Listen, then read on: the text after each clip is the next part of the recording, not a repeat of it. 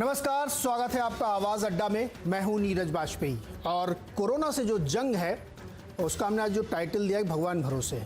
मैंने इसलिए दिया कि एक स्थिति जो बन रही है इस समय देश में वो बड़ी विचित्र सी है। नंबर ऑफ कोरोना के जो कोविड के केसेस हैं या कोरोना के केसेस हैं वो बहुत तेज़ी से बढ़ रहे हैं और ख़ासतौर पे दोनों राजधानियों में, एक आर्थिक राजधानी में और एक राजनीतिक राजधानी में, दिल्ली और मुंबई में बेतहाशा नंबर बढ़ते हुए दिखाई दे रहे हैं और ओवरऑल पूरी कंट्री में भी बहुत नंबर बढ़ रहे हैं। मुंबई या महाराष्ट्र कहें आके, महाराष्ट्र ने अकेले चीन को पीछे छोड़ दिया है। स्थिति ये है और ये उस समय हो रहा है जब हम लॉकडाउन अनलॉक 1 की तैयारी कर रहे हैं। आज उसका औपचारिक दिन था और हमने जब उसकी कोशिश की तो नंबर के और विचित्र आंकड़े हमारे सामने खड़े हैं। एक एक दिन में 10-10 हज़ार नंबर बढ़ते हुए दिख रहे हैं।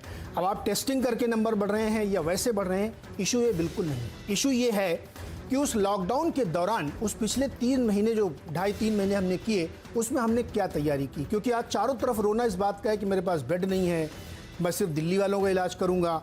मुंबई के वीडियोस आपने अपने अपने व्हाट्सएप में देखे होंगे, क्या बुरी स्थिति है। एक एक बेड पे 2-2, 3-3 लोग शेयर कर रहे हैं।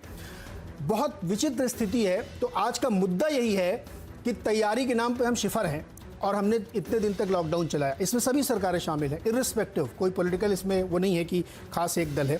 लेकिन बातचीत चूंकि दिल्ली और मुंबई की इसलिए क्योंकि दोनों कैपिटल हैं और एक फाइनेंशियल कैपिटल है और एक पॉलिटिकल कैपिटल। सबसे ज़्यादा देश में रिसोर्सेज इनके पास हैं, सबसे ज़्यादा इनके पास संसाधन है। उसके बावजूद अगर वहाँ की स्थिति है और वहाँ के लोग परेशान हैं तो ये चर्चा बनती है कि आखिर हमारी क्या तैयारी है। हम किस बात का ढिंढोरा पीटते रहते हैं कि हमने ऐप बना दिया, हम 9,000 बेड ले आए।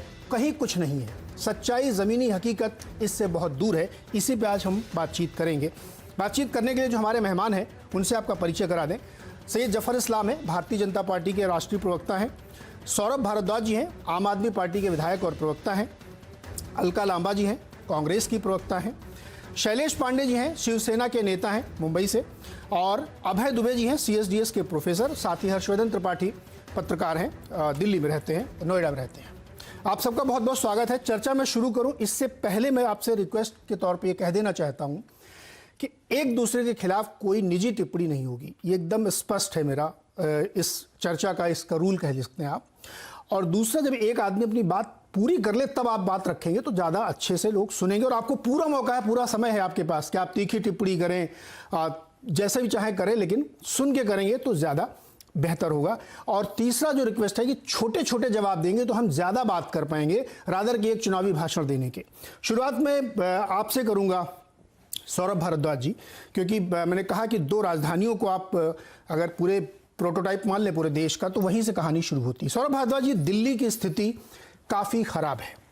दिन प्रतिदिन वहाँ पे केसेस बढ़ रहे हैं और तरह तरह की कहानियाँ निकल के आती हैं कि किसी को बेड नहीं मिल रहा है, जबकि आपका जो ऐप है उसमें बहुत सारे आपको खाली दिखेंगे कि इसमें बेड भी खाली, वेंटिलेटर भी खाली हैं, फिर भी लोग परेशान हैं।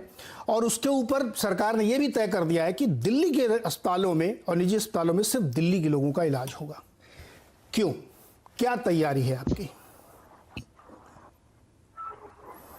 जी, मैं आपको ये जो ऐप से और बेड से जुड़ा हुआ मामला है, आप इसको एक पर्सपेक्टिव में आप देखेंगे तो आपको सब समझ में आएगा। हर राज्य के अंदर जो प्राइवेट अस्पताल हैं उनके हालात जो हैं वो सब लोगों के सामने हैं, चाहे वो गुजरात में अहमदाबाद हो, चेन्नई हो, बॉम्बे हो, कि प्राइवेट हॉस्पिटल्स बेड्स की मनमानी करना चाहते हैं। वो नहीं चाहते कि बेड्स। सौरभ जी, मैं आपको एक सेकंड रोक रहा हूं, पता चले, क्योंकि सौरभ जी आपकी वीडियो में थोड़ी सी दिक्कत आ रही है, मैं आपको रोक रहा हूं। मैं दोबारा आता हूं, आपका वीडियो ठीक करा देता हूं, जरा वीडियो में थोड़ी सी गड़बड़ है। शैलेश पांडे जी आपके पास आता हूं, चूंकि महाराष्ट्र का मामला मुंबई का है। दावे बड़े बड़े किए गए सरकार की तरफ से कि हमने कितने सारे बेड बना लिए हैं, हाई कोर्ट में हलफनामा भी दे आए, लेकिन सच्चाई तो वैसी नहीं है। लोग परेशान हैं और केसेस अकेले मुंबई में अगर आप देखिए तो किस तरीके से बढ़े हुए हैं वो किसी से छिपा नहीं है। 48,000 का नंबर पहुंच चुका है। तो आप लोगों ने उस लॉकडाउन के दौरान क्या तैयारी की? जो रोज आप दावा करते थे कि इतने बेड लगा रहे हैं, इतने बेड लगा रहे हैं, कहाँ लगा रहे हैं? मैं आपको वीडियो दिखाऊं, एक एक बेड में 2-2 लोग शेयर कर रहे हैं। देखिए नीरज जी, मुंबई की जो हालात आप बता रहे हैं, सबसे पहले तो हमको वस्तु स्थिति से समझना पड़ेगा। मुंबई जो है वो एक सघन जनसंख्या क्षेत्र वाला इलाका है। एशिया की सबसे बड़ी झोपड़पट्टी धारावी वहां पर है। सघन बस्ती का इलाका है। इसका एक कारण है जो कोरोना के केसेस वहां बढ़े हैं। दूसरा कारण जो इंटरनेशनल एयरपोर्ट है, इंटरनेशनल एयरपोर्ट होने के कारण वहां पे जो पूरे अलग अलग देशों से लोग लाए गए मुंबई में, वो एक दूसरा कारण होता है। लेकिन इसके बावजूद भी आदरणीय उद्धव साहब ठाकरे जी के नेतृत्व में महाविकास आघाड़ी की सरकार ने मुंबई महाराष्ट्र में बहुत ही संयम और कर्तव्यनिष्ठ काम किया है। अनेक हॉस्पिटल की वहां व्यवस्था कराई, क्वारंटाइन सेंटर चाहे बीकेसी का हो चाहे गोरे